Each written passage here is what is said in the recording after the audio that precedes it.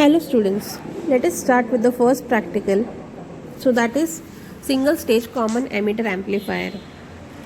Single stage low power amplifiers are generally used for small signal amplification in the electronic circuit. Low power amplifier is used in various electronic appliances and electronic communication. So this will help you to understand and to develop the skills to build the single stage low power common emitter amplifier. The relevant outcomes are to follow the safe practices, follow ethical practices, and demonstrate the working as a team member. So you have already studied the theoretical background for the same. Here you can see the frequency response of the amplifier. You have already studied this in the theory lectures. This is the schematic diagram of CE amplifier, where you can see C1, C2 at the coupling capacitors, R1, R2 are the biasing resistors. So VCC is given, RE is your CE3 is your bypass capacitor. So now you can see the actual circuit diagram with the different values. For example, C1 is 0.1 microfarad. R1 we have given 33, R2 3.3, RC 1.5, RE 560 CE 10 microfarad.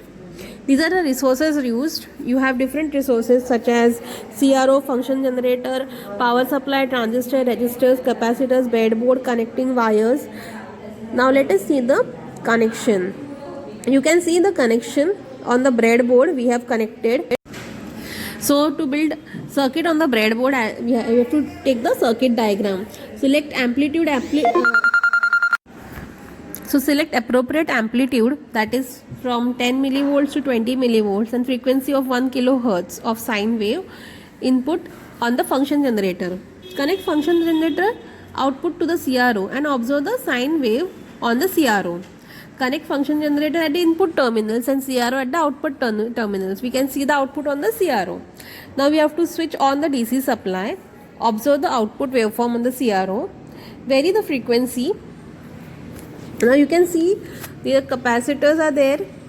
These are the connectors. These are the probes of the CRO. This is the capacitor C1, C2. Then you have a transistor, registers. This is your function generator, this is your CRO. So what we will be doing is we will be observing the output on the CRO.